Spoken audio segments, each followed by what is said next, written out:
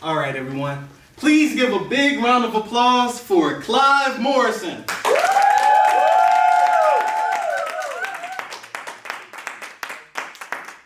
All right. Thank you, everybody. Welcome. My name is Clive Morrison. I'm the Black Businessman Warrior. And what that is, I just look at business and that we have to be strategic in how we do it, right? And my main goal is to be productive in our business. A lot of people are self-employed.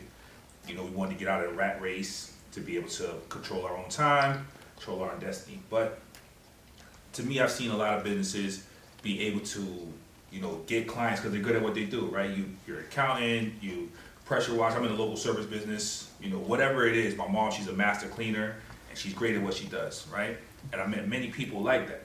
But the business starts to take over your life because you get so many clients. You have to do all these other things that you didn't want to do, right? You weren't a marketer. You weren't a salesman. You just wanted to do your craft. You just wanted to do that on your own terms, not hearing from a boss. So what we want to try to do is get to the next level, which is hiring people to actually do the work that we did. But how does that work? Because a lot of times you're not able to tell them what to do. They do the job, they do it at 50% of the rate, right? They don't do it correctly. You're spending more time doing their mistakes. You're actually it's causing you more of a headache.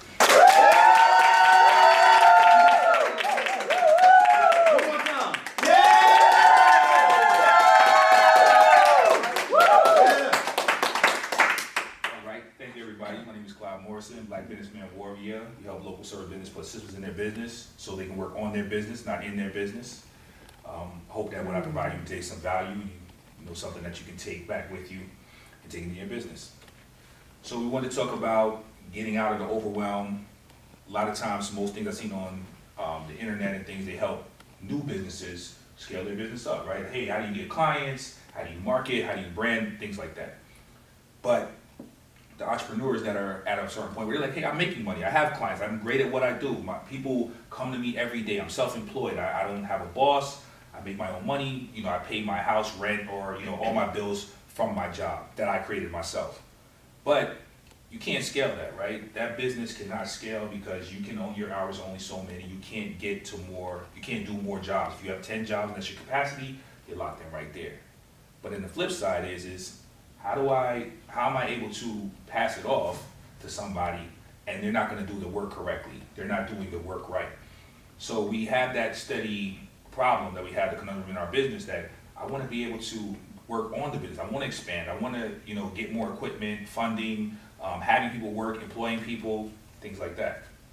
So what I want to talk about today is a few things in what you should think about when you're looking to to work on your business and really become a CEO and stop hustling, right? Because hustling is just, hey, I'm selling, I'm the person that's getting all of it. And that's tiresome when you have to do everything in the business. That's, you're the do everything officer, right? You do everything in the business. So a lot of times we like different things. I want to talk about your first hire, right? Who's the first person that you want to hire in your business? And that comes back to thinking about what are your key skills? What do you love to do in the business? Some people love to do the work in the business. Some people just love the selling part of the business. Some people like the marketing. You have to think about what you're going to do in the business. So when you think about that, now you have to say, what is everything that I do for this position? If you're doing the selling, right? What is that selling process? And overall, I have something where I say, hey, make your business automatic, right? Where every day, at least 80% of your business, every month, 80% of your business should be repetitive. You should know what's going to happen every day when you come in. That's making your business automatic. There's only 20% of the business where it's like, hey, something crazy happened, right? And you want to reduce that to 5%. Something crazy is going to happen somewhere, but you want to try to reduce that all the time. So understanding that part, we're going to take selling. You want to think about what's the process if you're going to hand that off.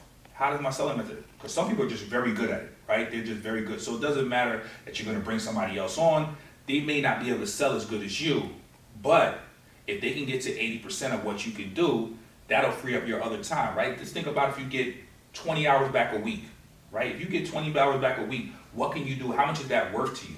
How much is that worth to you? So you may do, and I'm just making these numbers up, if you're doing $10,000 in sales, but now you have to reduce it because somebody else comes in and they're doing $8,000. Now that means for the month, you have to produce $2,000 worth of work or over that month? Can you do that in your business? That's what you're looking at, right? Can you produce that? Because now you've hired somebody, they freed up 40, 80, 160 hours out of the month, right? They work full time, but it's $2,000 for that extra out of 160 hours. And like I said, I'm just making those numbers up. You look at your business and see what it is. Once you're able to understand that and see if that you want to be at a time, and you said, I don't want to do the selling anymore, you're going to hand it over. But what does the selling include? So marketing, of course, is attracting, is how we define it, attracting somebody saying, hey, we have a product, right?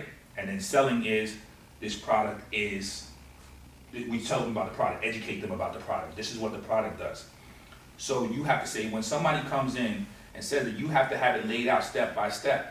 Because now for the person who comes in, if you just said, hey, I need somebody to sell, and you tell them to sell, what are they gonna do? They're gonna do it their way. They're gonna make you like, why did you do it like that?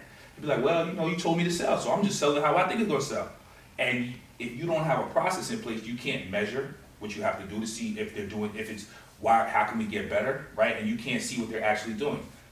And once you have that process in place, once you can measure it, then you'll be able to see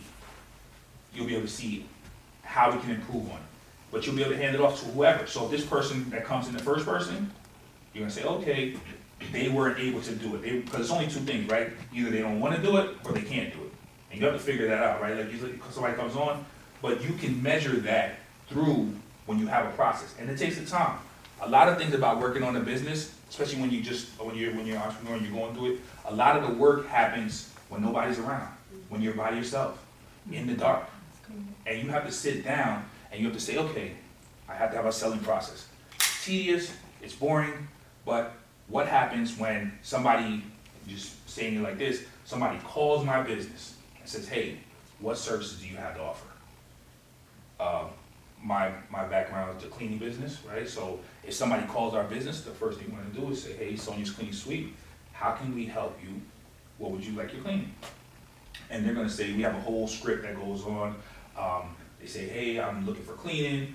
Is this your first time working with us? There's a whole script that they follow. And then I can go listen to the calls and say, hey, all right, this is what you can do better. This is how we can improve on. Because even your first iteration of your call script is not gonna be great. But you measuring it and seeing and working with that person that you're here with, you guys can improve it. And that's just one process of getting it up. And then once you hand that off, you can hand off something else. So now you're continuously handing off, because business is not a one-time thing, SOPs is not a one-time thing. It's all about continuous improvement, measuring, improving, working on the data that you're getting. And so they make business seem like it's very easy. We know it's very hard, but I always say it's not hard, it's hard work. Right? So you know that once you know the process, you just have to be willing to put the work in, right? Because you're building something that today, this year, next year, people are gonna be like, oh man, you're working 80 hours a day, but 5 years from now, 10 years from now, they're like, oh, you're a millionaire, what happened? You know what I mean? You got 10 million. They're like, oh man, because people only see the success, right? I give somebody an idea of, they may, Warren Buffett might say something, right? He'd be like, oh, you should be doing A, B, C, and D. I said, no, I don't want to talk to Warren Buffett right now. I need to talk to Warren Buffett in 1965, when he just started. What were you doing then? You know what I'm saying? I don't need to talk to Warren Buffett. What he's talking about at $20 billion means nothing to me. I don't know that don't have nothing to do with me. How he get up, go on the golf course, whatever he does. So a lot of times we have to understand that what we need to be focused on is right now. This is where we need to know what people are doing at this stage where we are in our business. So getting out of that, just going back, getting out of that overwhelm, not being overwhelmed in your business, is the first thing you want to do is figure out who's my first key hire, right? And you figure that out by figuring out what you want to get rid of first. What is that pain point you hate doing in your business? And then we go from there.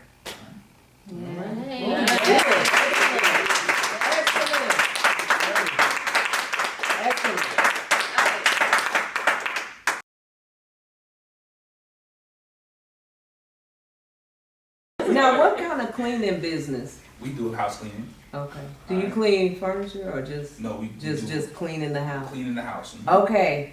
So, do you have? My mother is actually looking for somebody to clean the house, but she wants them to be vaccinated because my dad is immunocompromised. So that was my task that she just gave me to find somebody to clean the house. We do have a couple people that declare their vaccination. We haven't asked anybody to say they're vaccinated, but people have come forward because people have asked us that to come into their home. We own now. Where are you located? They're in Stone Mountain, in Dockside, no or problem. Waters Edge. Yeah, so we were talking about $1 million, but to me that's not the main number. Oh, the main number is 80% of our cleaning happening in Conyers, Covington, Lithonia, right? Because we can get to $1 million in Atlanta, right? What we had was our problem was we were everywhere, right? Mm-hmm. And so being everywhere, it was spreading me out, right? So that was the problem. So it's not the part of, we wanted to say, hey, how can we actually have, it's $1 million, 80% of revenue coming from Lithonia, Stonecrest, Covington, and Conyers, and 60% of that revenue coming from recurring customers, right? So we just have those numbers dialed in, trying to have the data of what we're doing, right? And so you can keep your team tighter. And keep our team tighter, because gas mileage, all type of things, we're able to pay them more. So those all things come together, thinking about what we're trying to do in our business. Nice. So that's What advice would you give 18-year-old you with the man you are today? I would say go work in a business. Don't try to open a business. Go work at a business. Because so many people think that they want to be an entrepreneur and they think that it's just, no, go work for a manager. Find out, because you're either going to get two things, a good manager or a bad manager. And either which way you're going to learn. You're going to see systems, you're going to, go run a business. It's when you don't know what you don't know, it makes the process so much harder. Right? When you're running around, I've spent literally thousands, tens of thousands of dollars on coaching, getting, finding out but I didn't know what I didn't know, right? And you kept hitting your head. First, I was like, I took a year where I was like, I'll figure it out. Just watch YouTube. You know what I'm saying? But you don't have just like you're asking questions now, you weren't able to ask those questions. So there's nuances in every business that if you can't ask specific questions, because your situation is unique. You know what I'm saying? What your goals are unique. What you want to achieve is unique. You may not want to be a $10 million business. You may I just want 2 employees and and be able to go about my day. I don't want to expand. Or maybe you want to scale. So those questions that you can't, they're just giving you generic information. So that's what I would tell my 18-year-old self. Awesome, thank you. Everybody,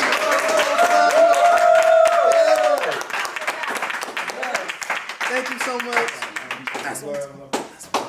That's my guy. That's my guy. Okay, cool. Anybody else got any questions? Anybody else got any questions?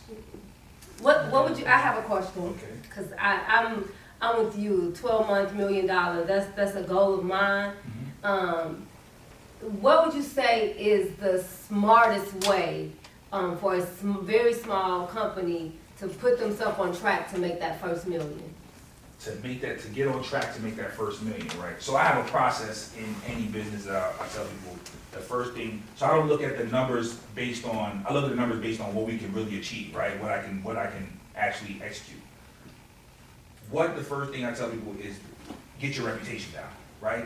Forget about money, because a lot of people go into a business like, oh, I want the money, I need to get the money. No. Go get a job if you want to get money first to begin with. If you want to get wealthy, you're building a business, right? Correct. You're looking for the long term. That's correct. So what you want to do is build your reputation. That's the first thing. Then you can command higher prices. It's like an actor, right? The same actor, people see on TV and be like, I can act better than such and such, right? You ever think about that? I do better poetry than such and such. But what they've done is they built a reputation. So even when they get the benefit of the doubt, right? So if they go on stage, they're like, if Eddie Murphy bombs, they're like, man, Eddie did bad tonight, right? But when somebody new who they don't know come on, they don't know what to expect. They're not going to pay their $35. You can't even get $5. So your first thing is to build your reputation. And whatever it is you do, get great at your craft. Then once you build your reputation, now you start commanding prices. Now you can start seeing. Then you start measuring out your goals of saying, hey, Hey, everybody give it up.